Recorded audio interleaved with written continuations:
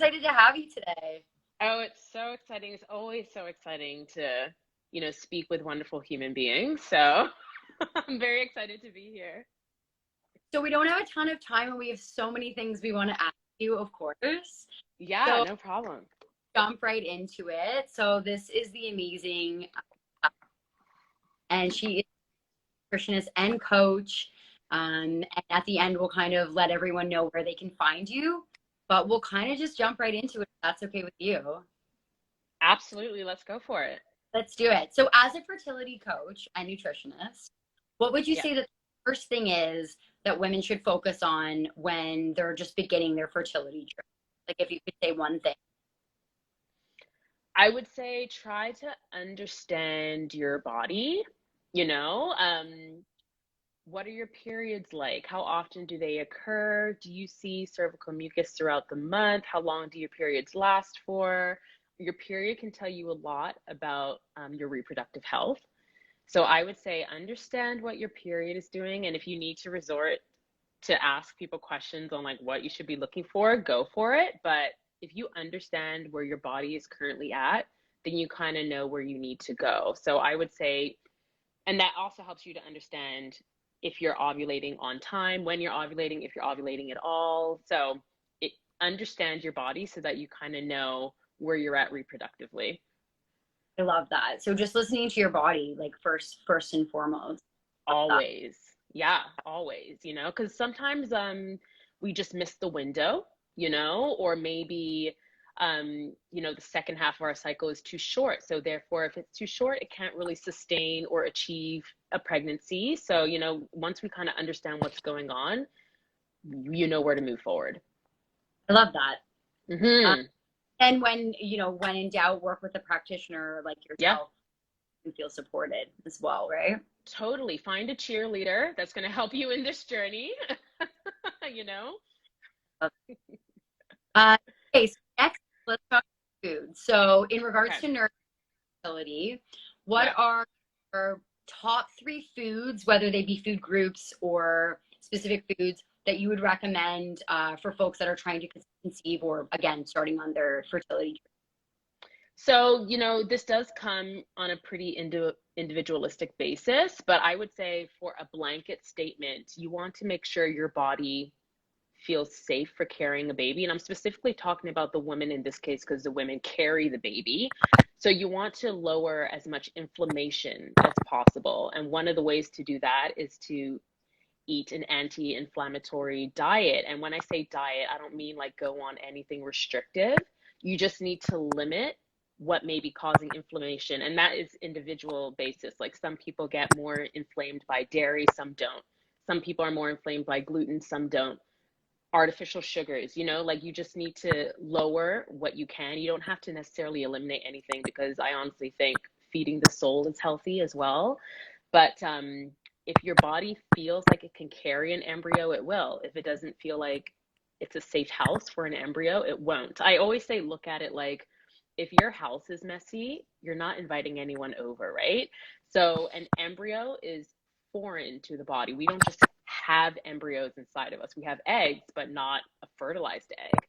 So that's a foreign object. And if our house isn't ready for it, it won't carry it. So you need to make it as safe and like hospitable as possible. And to do that is like, very colorful fruits and vegetables. You need to eat all food groups. Don't cut anything out. Like, don't cut out carbs. Increase your proteins. Like, just feed and nourish your body. And honestly, an embryo should be happy with that. I love that. So just real food, so more Yeah. color. Would you say maybe like looking at that for the people might cause inflammation for them? So like if someone was maybe something like that, get a little deeper with that. Yeah. Yeah. You were cutting out a little bit there. I don't know if it's a connection, but basically, if I understood you correctly, it is very individualistic because what may work for Sally may not work for Susan. Yeah, So sometimes I'm like, you might need to source a practitioner. You may need to. Once you understand your body, you may not need to. But if you feel like you need some guidance, don't hesitate because it is definitely on an individual, and it depends on your fitness levels. It depends on your lifestyle. It depends on so much on how and what you need to eat. But for the most part, keep your inflammation low and your body will feel safer as a result. I love that. And Mm-hmm. then they, so out there, there's a lot of information about supplements. And I know that with a lot of women, it can be quite overwhelming. Like, Yeah. of you should take this supplement, you shouldn't take this supplement. In Mm-hmm. terms of supplements or just nutrients in general, what Mm-hmm. are top three thing like nutrients or supplements that women when Okay. So basically, when we're trying to conceive, we want to protect the health of our eggs and our sperm. So the same goes for men. And in order to do that is again to have like high antioxidants, which is anti-inflammatory foods. So lots of colorful fruits and vegetables. From a supplement perspective, there are some great antioxidant supplements that we make naturally in our bodies, but it declines with age. Just like, we make collagen, but that declines with age. The same goes for a few antioxidants like um, CoQ10 and N-acetylcysteine.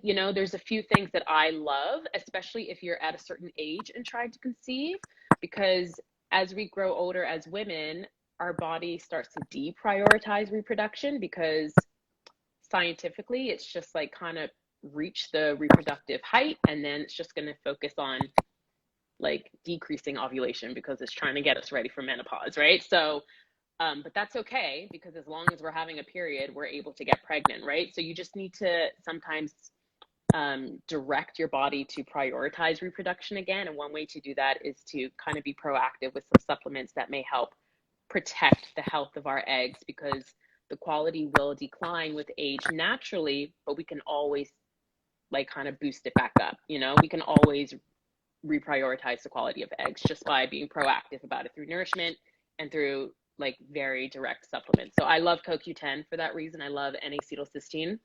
And then of course a high quality prenatal. And by high quality, I mean third party tested, which means it has more accuracy for its, its doses. And ones that include choline, not too many include choline, but a lot more are starting to include choline because there's a lot more evidence talking about how beneficial it is for reproductivity. So those are I would say those are the top three off the bat, but of course, very individualistic. I don't put all my clients on all of those things, but I love them. so those were the number one was a really quality supplement, so that's third party. Would you look for maybe like a whole food supplement like whole foods, or do you think it's just like as long as you're looking for third party, then you're Third party tested is always the way to go. okay? Yeah. Yeah. Awesome. Then the Mm-hmm. second was an antioxidant rich CoQ10. Yep. And what was the third one again? N-acetylcysteine. NAC. Awesome. Yeah, exactly. And basically with the CoQ10, the most absorbable form can also be known as ubiquinol. Okay. So looking for ubiquinol is just as beneficial. Okay, great. Thank you so much. Mm-hmm. Okay, so I know you've mentioned in our bodies need to feel safe in order to conceive. Absolutely, because it is one thing that I think is often overlooked is that we think of all the things we need to do, but feeling safe when it comes to menstruating or you were saying our fertility, it's so incredibly important. And I know that stress plays a part. Would Yeah. you to kind of expand a little bit on just on this and what can affect this, maybe some things that we can do to maybe help us feel safe? Yeah. Quality sleep, honestly, like that, I don't think is like when people come to think about fertility or trying to conceive, they're often just saying in their heads, like, I need to eat healthy and I need to just manage my stress. But sleep is, I would say, probably the number one thing we should look on because that's actually the foundation to absorbing nutrients, to having good hormone production, and to actually be able to properly metabolize anything else in the body. So, in order for your body to feel safer for pregnancy or, conceiving a baby is to make sure it's properly detoxing overnight, doing its repairing, eliminating the waste, which happens, all overnight. Our body's just doing a whole like refresh. So if we're not getting enough of that, or if it's not quality enough, that's going to affect a lot of like fertility and reproductive hormone production. It's going to affect a lot of elimination, so sleep, I would say, is one quick way you can work on. Like sometimes that's all you need to do is just like get good quality sleep, and then everything else is like a domino effect. Sounds so simple, but sometimes I know it can be so effective, right? It's such a great point. it's always easier said than done, right? Like, oh, just sleep. Okay. Like, but it's not like that easy. Because what's keeping you up? Is it, work is very busy? Is it the fertility journey that's like causing you a lot of anxiety? You just have to take baby steps into getting better sleep, which is, completely like holistic and easy to do if we just know what to do, Absolutely. Mm-hmm. Is there any other tips that you would have for reasons why we might not feel that? Why we might repeat the last bit? Oh, why we might be feeling a little stressed or yep. Okay. So, stress is like, it's interesting. I go through a whole module on stress with my clients because I think it's important to understand the science behind it. Like what happens when our cortisol, which is a stress hormone, when that peaks, what exactly is happening? And so I go through the step by steps, like this is what it's doing to your nutrient status. This is what it's doing to your blood status. This is what it's doing to your ability to produce cells. This is, I kind of go through all of that. And once you understand that, I feel like you are more motivated to work at managing it because we can't avoid stress. It's everywhere, whether it's work related, relationships, fertility related, it's going to be there. So I think one of the motivating things you can do is just learn good coping mechanisms, which is different for everybody. Like some people like to journal. I am not a journaler. That's just not my thing. Actually do it. Yeah, but there's like, that can be a great way for some people to manage their stress. It's just like, if you put it on paper and it's out of your head, you feel so much better. One thing for me is fresh air, also movement, and, eating well really helps me with stress management. And my favorite is like nostalgia is what I love, meaning I would listen to my like favorite music from the 90s. My mood instantly boosted. I forget about what I was stressing over, so I'll like, I don't know, throw on a favorite show or put on some Spice Girls or, and I'm just like in such a good mood after that. So I would just say, learn your coping mechanisms, which is going to vary per person, as well as understand what's causing you the stress so you can kind of hit the source, if that makes sense. Love that.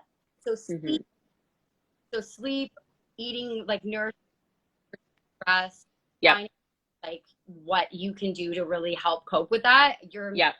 Was just to update the community, and listening to some good music that you love that'll change your mood, watching a show that you really love that'll help unwind, journaling, or just finding some joy. I love that. It's such a great way. Find joy. Don't ignore the stress. Don't be like, I'm so stressed. Anyway, Spice Girls, like, like feel the stress, but like then cope with it. Don't let it be your body's priority, basically. I love that. That goes. Okay, so morning routines. Yeah. So be really important for a lot of people. Personally, I am all about the morning routine. What are your kind of top 3 ways that folks can that women can boost their fertility in the morning? And what are some things that women might be doing in the morning that might be not helping them? Okay. So I'll answer the second part first. Like, what are we doing that's not helping? A lot in today's day and age, we get so caught up with the busyness of life and work that we tend to skip breakfast, which is a big no for fertility, like big no. Basically, we've slept for, let's say, 8 hours or so. So we're very dehydrated and we should be hungry, right? But you don't always feel hungry in the morning. sometimes people aren't hungry till 3 hours later. But I'll tell you what is hungry. Our hormones are definitely hungry, but it may not be signaling our brain that we're hungry. So, and that's a problem. So we have to kind of work on feeling hungry when we wake up, which there are ways to do this, but I always say don't skip breakfast, because your hormones are going to continue to starve and they're not going to have anything to like fuel from. Like, what's giving your hormones energy? Like, no, there's literally nothing. And don't think caffeine will do that, you know? Like, so some people just, I'll just have my cup of coffee because I'm not hungry, and that's it. And like, I totally get that lifestyle, but if you're trying to conceive, that's a huge shock to your adrenals, you know? Like, can you imagine like being dehydrated and then you like just give it like a burst of caffeine? Like, your adrenals are going to be like, what? You know, like it needs a meal. And it doesn't need to be a massive meal. Like, don't necessarily do brunch, but you need to give it some sort of balance. So, you know, a protein and a fiber and a fat of some sort, like within ideally 1 to 2 hours of waking up is what I like to see. And if you look at it from the perspective of like, I'm feeding my hormones, because that's exactly what you're doing. And basically our hormones do whatever our blood sugar is doing. So if we wake up and we're not eating for hours and hours and hours and hours, and our blood sugar is doing this, our hormones are like, I'm so pissed off and unhappy right now. And if we do the opposite, where we keep our blood sugar balanced by feeding it, eating on time, eating balancing meals, so it's not like spiking down, our hormones are thriving and loves that. So whatever our blood sugar is doing is what our hormones are doing. So if you've gone too long between meals, your hormones are down. If you're feeling full and satisfied, then your hormones are up. Love that. You're so great. Love it. Okay, so you breakfast nourish those hormones and keep your blood sugar balanced. Even if you're not hungry, picture it as. Yeah. I love that. Yeah, and I want to say I don't want you to like eat if you're not hungry, because the first thing to do is feel hungry. So sometimes I'm like, you know, maybe start with like a lemon water, like get some enzymes going through, or maybe sometimes people just have a glass of water and that's enough to make them feel hungry. Or like, even if it's like 4 almonds, you know, like just something to give your body something, and then you should over time start to feel more hungry, you know? So you just got to take baby steps, but ideally 1 to 2 hours after waking up, you should be eating a meal. Okay. I love that. Mm-hmm. Also, mm-hmm. Morning portion before we move on.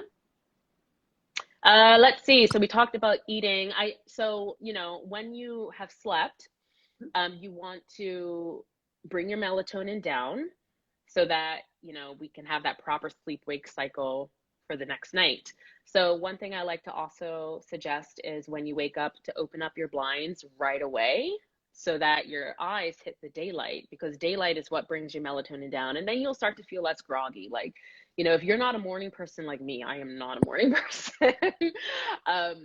Like I'm just like, oh, I'm just so groggy and tired. Even if I had the best sleep ever, I know it's because my melatonin hasn't come down yet and I need to bring it down. So you wake up, open up the blinds, get your eyes on daylight. If you have a pet, try to go for a walk as soon as you wake up so that you can get fresh air, you know. That will help balance your sleep-wake cycle, and it also helps trigger like wonderful hormones and mood and chemistry for later on in the night. So I would say work on the, like, lessening any groggy feeling that you have, get fresh air, get daylight, and then eat within 1 to 2 hours, hydrate. And that morning routine, you can move too. People like to move in the morning as well, and that's great. Do that. All of that will help. Yeah, with getting the sun, go for your walk, and I love that's it. That's movement. Yeah. Too, right? Like you were saying with the sleep and regulating the melatonin, like it all kind of will be connected by these simple steps that you just recommend. So exactly. Awesome. Yeah. Exactly. Just like that. Super accessible. I love it. Yeah. So okay, we have some questions from our community. I know we only have. So we have some questions that our community specifically asked that they have questions for you. The first is, are there natural ways to help with IVF embryo implantation? Anything that comes? Cool. Yeah. So basically, we want our reproductive system to feel nourished so that it feels like it can actually properly implant the fertilized egg and then develop it into a nice healthy embryo and eventually a baby. Um, so one way is to like really nourish your uterine lining, and this goes for even if you're having unassisted conception, like whether it's through IVF or not, you want to nourish your uterine lining. And one way to do that is by eating iron-rich foods, which can vary from animal-based to plant-based, like red meats, any meat really, but the darker the meat, the better. Chickpeas, hummus, dark chocolate is a great source of iron, spinach, any iron-rich food is a great nourishing tool for your uterine lining. When that's nice and thick, it's going to be really accepting to that fertilized egg. As well as hydration, of course, because hydration is what helps carry nutrients to where it needs to go. So if you have, good blood flow and good oxygenation in your blood, which is through movement, the nutrients are going to go where it needs to go. So, continue to hydrate, continue to eat iron-rich foods. You should do this all month, but this is really helpful in that 2-week wait. As well as getting a lot of vitamin D, which is vitamin D acts as a hormone once ingested. So the best source will always be the sun. So if you're going through IVF in the summertime, hallelujah, because you've got the sun at your advantage. So I usually say get as much sun, at least 15 to 20 minutes, ideally without sunscreen. Sunscreen is beautiful and necessary, but, you absorb a lot more without it. So 15 to 20 minutes gives you like tenfold more than what you would get from a supplement. So the sun will always give you the best source. And I would say, and you don't have to like sunbathe. That can be taking your dog for a walk. That could be sitting on your porch and drinking a glass of water or having your morning cup of coffee. Like you can figure out different ways to get the sun. But vitamin D is hugely helpful. Another great nutrient is fatty acids, omega-3s. That's a really great tool for implantation health.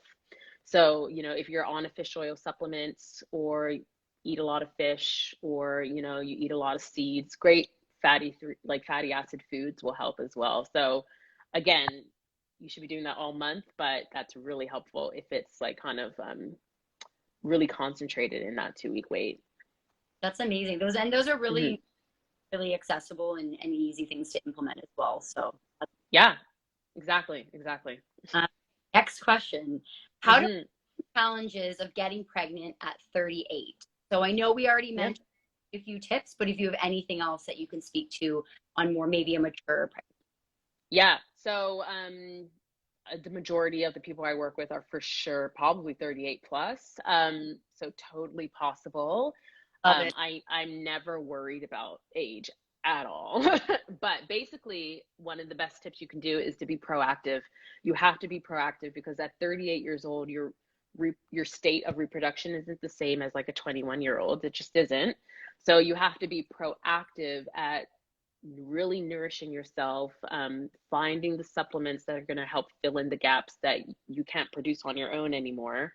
Um, you know, really probably look for guided support because it's not going to be the same journey as someone that's younger. Unfortunately, that doesn't mean you can't conceive. You 100% can. If you're not in menopause, you can conceive.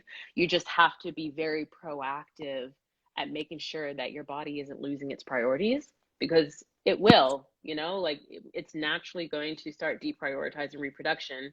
Acupuncture is helpful because it helps to stimulate more blood flow. And like I said, blood flow is what carries nutrients, so being proactive with several different experts or just do your research and just see what you need to fill in the gaps for, like how is your period health, is it regular, is the blood elimination healthy, like are you eliminating too little, too much, what signs are your body saying at 38? And sometimes a 38-year-old can conceive just as easily as a 21-year-old, and I've seen many of those cases as well. But you do need to just not forget about proactivity because, you're, it's just priorities. Your body's just not going to prioritize it as it should, or as you want it to, if you're trying to conceive. I love that. And I think that there is kind of this there is this information there, you know, in my mid to late 30s. There is a Hmm. in like where it does feel a little bit disheartening or it feels like it's not possible. So I really Yeah. love you are so confident, and I love that you do work with women that, you know, are that age that are trying to be proactive. It's amazing. Yeah, Right? exactly. Yeah. Okay, we actually have one more question. This is Yeah. us, but I want to talk about progesterone if we can. Uh, Hmm. Speak a lot about progesterone on your page, and why is it important for fertility, and why might it be low? Okay. So it's important for fertility because that's sort of the hormone we need to sustain a pregnancy, you know? So our menstrual cycle has two phases, the follicular phase, which is more estrogen dominant, which is when we're on our period and before we ovulate. And then we hit mid-cycle, which is when our egg is getting ready to be kicked out. And then we're in our luteal phase, which is post-ovulation. And that's where progesterone is dominant.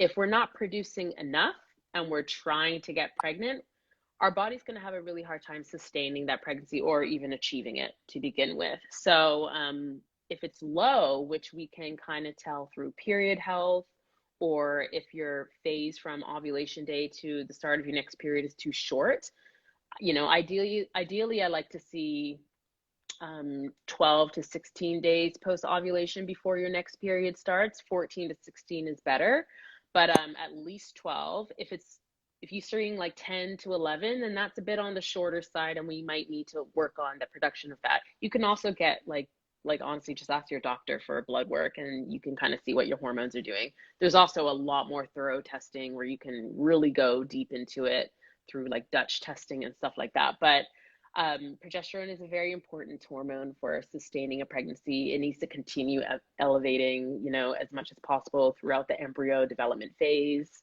Um, you know, it can be very similar to PMS symptoms because that's sort of what we see before our period starts. And, you know, that's like any nausea or sore breasts or cramping, you know, all of that coincides with early pregnancy symptoms, which some people are like, am I pregnant or is it my period? But, you know, and that's not to say the more PMS you feel, the more progesterone you have.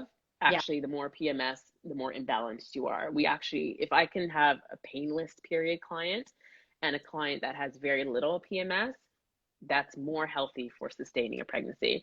So it's like very confusing, but the importance of it is grand when it comes to trying to conceive. And you know, you want to see what your peak is if you're getting tested through blood work.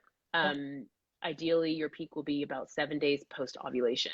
So you want to get your test on that seventh day, which again, you need to understand your body and see if you even know when you're ovulating.